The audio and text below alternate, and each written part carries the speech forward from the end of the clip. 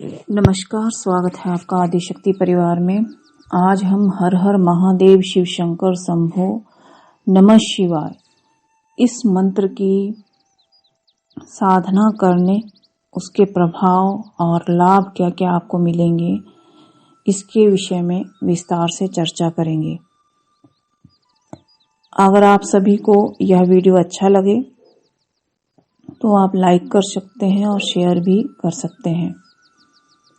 हर हर महादेव शिव शंकर शंभो नमः शिवाय ये मंत्र गुप्त मंत्र है भोले शंकर जी का और बहुत ही रहस्यमयी विद्याएं प्रदान करने में सक्षम है।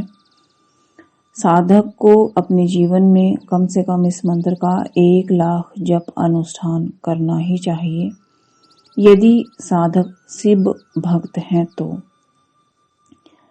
वैसे तो अक्सर देखा गया है कि जो शिव शंकर शंभो का जो ओम नमः शिवाय मंत्र है, लोग उसी की ही दीक्षा लेते हैं या उसी का ही जाप करते हैं। एक मंत्र ओम नमः शिवाय ओम भी है। लोग केवल इस मंत्र तक ही शंभुनाथ की साधना करते हैं।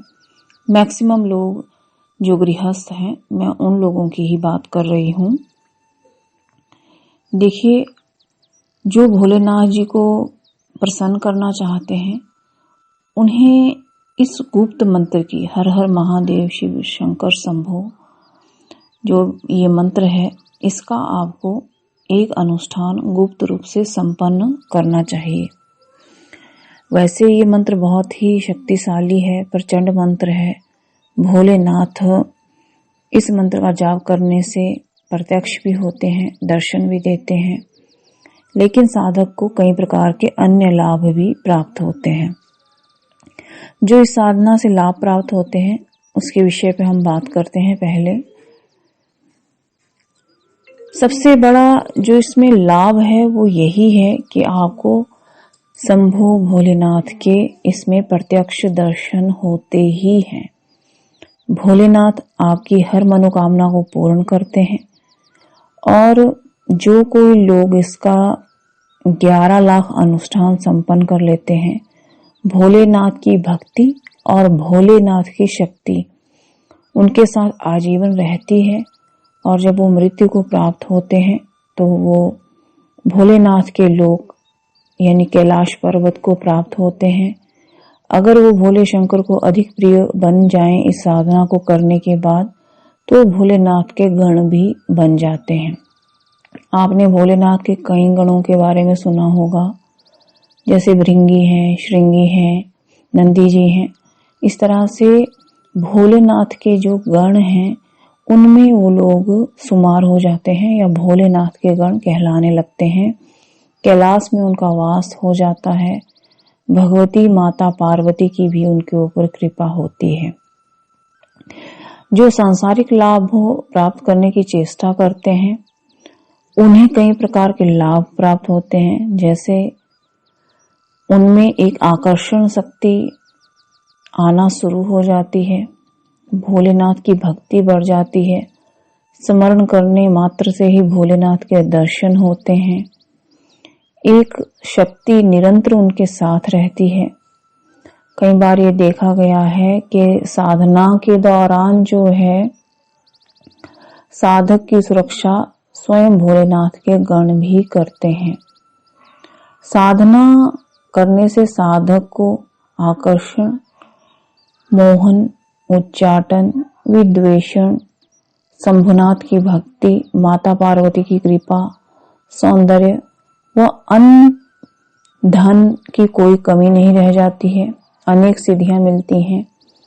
यदि आप भोलेनाथ की इस मंत्र साधना का 1 लाख अनुष्ठान संपन्न करते हैं, साथ में दशांश हवन करते हैं, तो भोलेनाथ की विशेष कृपा आप सबके ऊपर होती है।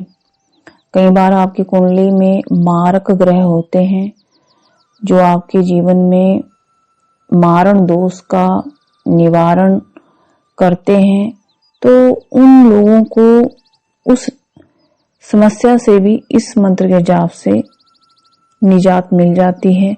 जो मारक ग्रह हैं उनका निवारण इस मंत्र से हो जाता है। ये मंत्र शीघ्र प्रभावी भी है। कई लोगों को ये मंत्र की दीक्षा दी गई है। जो लोग इस मंत्र का जाप करते हैं उनके ऊपर माता पार्वती की कृपा के साथ साथ माता वैष्णो देवी की कृपा भी मानी गई है। कहा गया है कि जो ये मंत्र जाप कर लेता है उसे किसी प्रकार के धन धान्य की कमी नहीं होती है और वो कैलाश पर्वतवासी बन जाता है। यदि कोई इस मंत्र का 1 करोड़ जप अनुष्ठान संपन्न कर लेता है तो कैलाश पर्वत पर चढ़ने में सक्षम हो जाता है, चाहे उसकी आयु या शारीरिक सामर्थ्य कितना कम ही क्यों ना हो, या उसकी आयु ज्यादा हो या बुढ़ापे में भी कदम रख चुका हो तो भी। कई बार देखा गया है कि इस मंत्र के प्रभाव से आपको सिद्ध योगी गुरु के दर्शन भी हो जाते हैं और कई लोगों का ऐसा अनुभव है कि वो सिद्ध योगी गुरु स्वयं जो है वो भोले शंकर ही होते हैं, जो एक योगी का वेश धारण करके भक्तों को या इस मंत्र साधकों को दर्शन देते हैं। ये साधना सर्वश्रेष्ठ रहती है यदि आप इसे शिवालय में जाकर करें या किसी शिव मंदिर में करें तो ये साधना 100% सफल होती है। यदि शिवालय नहीं जा पाए तो आप किसी पार्वती मैया के मंदिर में भी ये साधना संपन्न कर सकते हैं। ये साधना आप 3 मुखी रुद्राक्ष माला, 5 मुखी रुद्राक्ष माला और 1 मुखी रुद्राक्ष माला पर संपन्न कर सकते हैं। क्योंकि 1 मुखी रुद्राक्ष माला अत्यधिक महंगी भी रहती है, इसलिए आप इसे 3 मुखी या 5 मुखी रुद्राक्ष माला पर संपन्न कर सकते हैं। जो लोग भोलेनाथ में अटूट भक्ति रखते हैं उन्हें इसका कम से कम 1 लाख जप अनुष्ठान करना चाहिए, दशांश हवन भी करना चाहिए, तर्पण और मार्जन भी। हमारा एक वीडियो है कैसे करें दशांश हवन, तर्पण और मार्जन। ये वीडियो आपको देखना चाहिए। बहुत ही सहज और सरल हवन सामग्री हमने इस वीडियो के माध्यम से बताई है। इस वीडियो के माध्यम से आप स्वयं ही अपने घर पे हवन कर सकते हैं। किसी भी पंडित को घर पे बुलाने की आवश्यकता नहीं है, गुप्त रूप से आप ये साधना कर सकते हैं। साधना में आपको मंत्र दीक्षा लेना अनिवार्य रहेगा। आप चाहें तो हमारे आदि शक्ति पीताम्बरा परिवार से ये दीक्षा ले सकते हैं, आप चाहें तो कहीं और से भी दीक्षा ले सकते हैं, कोई बंधन नहीं है। जो लोग भोलेनाथ के भक्त हैं, अटूट भक्त हैं, यदि वे 4 धाम यात्रा पे हैं तब भी आपको निरंतर इस मंत्र जाप को करना चाहिए। केदारनाथ जाकर के यदि इस मंत्र का जाप किया जाए तो मात्र 11,000 में ही शिव दर्शन लोगों को सुलभ हो जाते हैं। साधना के प्राण हैं। साधना को जाप करने वाले व्यक्ति का ध्यान, योग और उसका ब्रह्मचर्य। यदि ध्यान से वो मंत्र जाप नहीं करता है, सिर्फ दिखावे के लिए करता है, तो ये मंत्र प्रभावशाली नहीं रहेगा। क्योंकि इस मंत्र से आपको कई प्रकार की सिद्ध शक्तियां प्राप्त हो जाती हैं। कई आपको शक्तियों के माध्यम से कुछ शक्तियां आपके साथ प्रपंच कर सकती हैं। अपनी शक्तियों का उपयोग ऐसी शक्तियां करती हैं जिससे आपकी साधना आधे में ही रह जाए, आपका मन विचलित हो जाए, आप साधना का त्याग करें या आपका मन भ्रमित वो शक्तियां कर देती हैं। तो ये साधना आपको निरंतर करनी चाहिए और इसमें कोई भी शक्ति विघ्न या उत्पात ना करे। तो आपको भोले शंकर का स्मरण करते हुए, आपको भोले शंकर का ध्यान करते हुए शुरू में ही उनसे प्रार्थना करनी चाहिए कि मेरे साधना में किसी भी प्रकार का कोई विघ्न उत्पन्न ना हो। ये सही बात है कि जो भोलेनाथ के भक्त हैं उन्हें अपने जीवन में यदि वो साधना नहीं कर पाते हैं तो निरंतर इस मंत्र की 1 माला भी कर सकते हैं।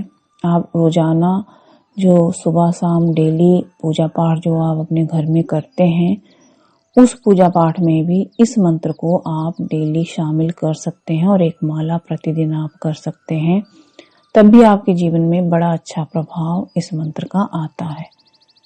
अगर आप सभी को ये वीडियो अच्छी लगी हो और अगर आप इस मंत्र की साधना की दीक्षा लेना चाहें या मंत्र जाप की सिर्फ दीक्षा लेना चाहें तो आप हमारे परिवार में संपर्क कर सकते हैं।